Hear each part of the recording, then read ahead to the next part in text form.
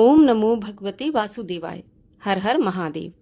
स्वागत है आपका हमारे चैनल पर। आज के इस वीडियो में हम आपको सुनाएंगे आषाढ़ मास के महात्म्य के 5वें अध्याय की कथा। अगर आप पिछले अध्याय नहीं सुन पाए हैं तो आप चैनल पर जाकर पिछले अध्याय भी सुन सकते हैं। इसके अलावा हमारे चैनल पर सभी प्रकार की व्रत कथाएं भी सुनाई जाती हैं।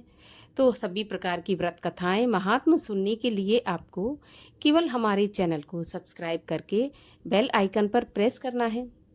और अगर आज का ये वीडियो अच्छा लगे तो एक लाइक करके शेयर अवश्य कर दीजिए और साथ ही साथ कमेंट में अपने विचार भी अवश्य व्यक्त कीजिए।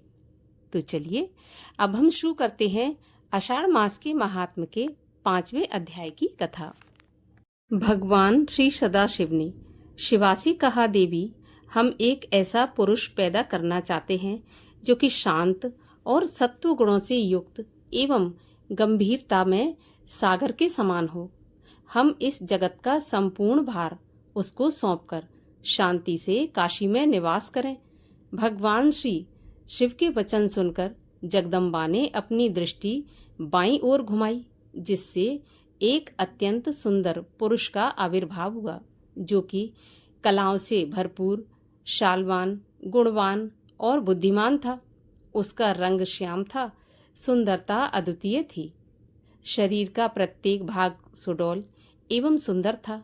कमल जैसे नयन, मस्तक पर त्रिपुंड, गले में कौस्तुभ मणि, चारों भुजाओं में शंख, चक्र, गदा और पद्म को धारण किए हुए, वैजंती माला तथा पीतांबर पहने, 14 विद्याओं को जानने वाला और सिद्ध रूप वाला परम शक्तिमान बार बार प्रणाम करता हुआ भगवान सदाशिव के पास खड़ा हो गया। उसको देखकर भगवान सदाशिव और शिवा अत्यंत प्रसन्न हुए। वह सुंदर पुरुष सदाशिव तथा पार्वती जी से बोला, मेरा नाम और मेरा काम बताने की कृपा करें। ऐसा सुनकर भगवान सदाशिव ने हंसकर कहा कि सर्वत्र व्यापक होने के कारण तुम्हारा नाम विष्णु है।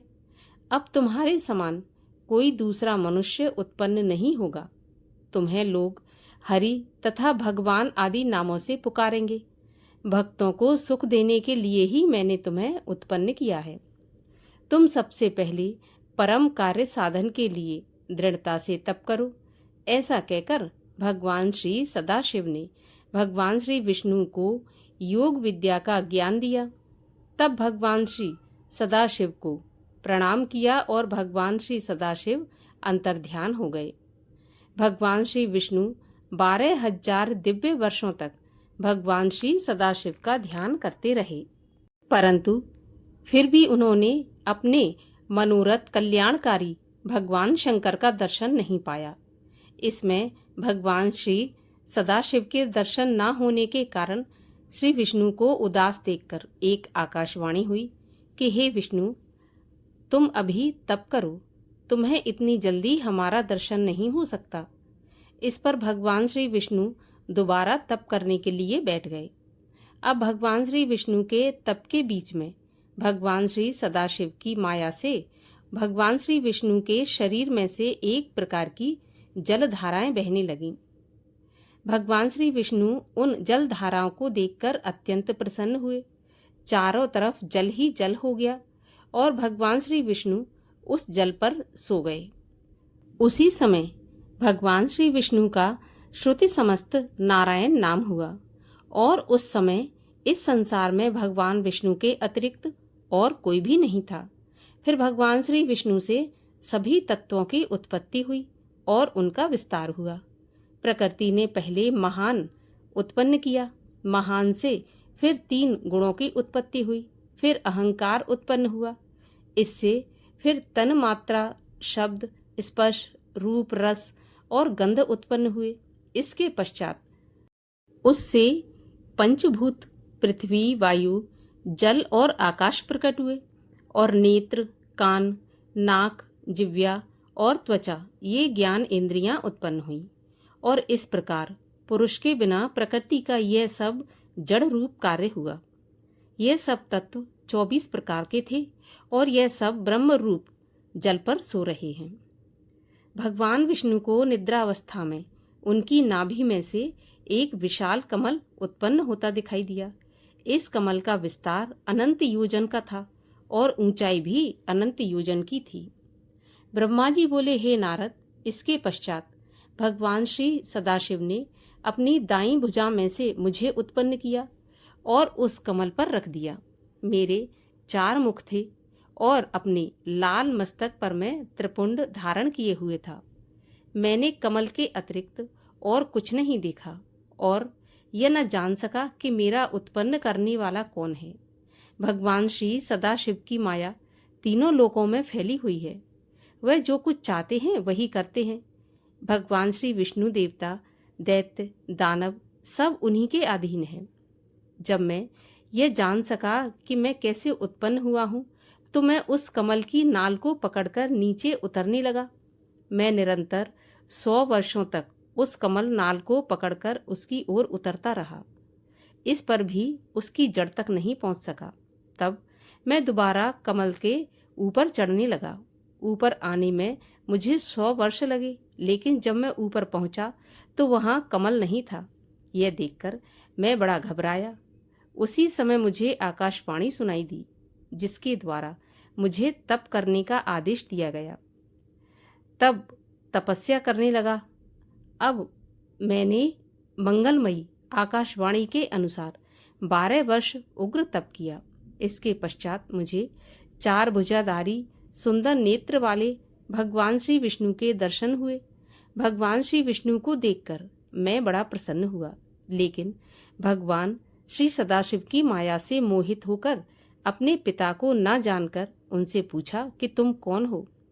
मेरा यह प्रश्न सुनकर भगवान विष्णु बोले कि तुम निर्भय हो जाओ, मैं तुम्हारी संपूर्ण कामनाओं को पूरा करूंगा। नारद तब उनकी बात सुनकर मैंने उनसे कहा, क्या तुम यह नहीं जानते कि मैं सबके संहार का कारण हूँ?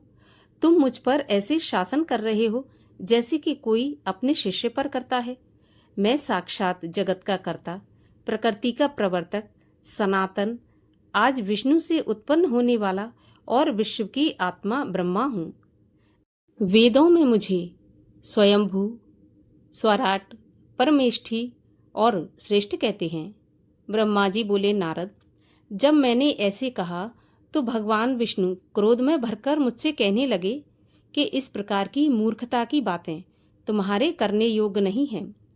सृष्टि को उत्पन्न करके पालन करने वाला मैं ही हूँ, फिर सबको नष्ट करने वाला भी मैं ही हूँ। निर्दोष नारायण जगन्नाथ मेरे ही नाम हैं। तुम मेरी माया के अधीन होकर ही ऐसा कर रहे हो, क्योंकि यह सारा संसार माया के अधीन है। मैंने ही वेदों को बनाया और मैंने ही कमल नाल से तुमको उत्पन्न किया है। मुझसे उत्तम और श्रेष्ठ दूसरा कोई नहीं है। तुम अपने नाम पर इतना अहंकार मत करो। अतएव सच और बोलने योग्य बातें बोलो। जिस प्रकार अंधा अपनी आँखों का और निर्धन अपने धन का वर्णन करता है, उसी तरह तुम भी अपने नामों की बड़ाई कर रहे हो। यदि तुम मेरा पूजन नहीं करोगे तो तुम्हारा कल्याण नहीं होगा।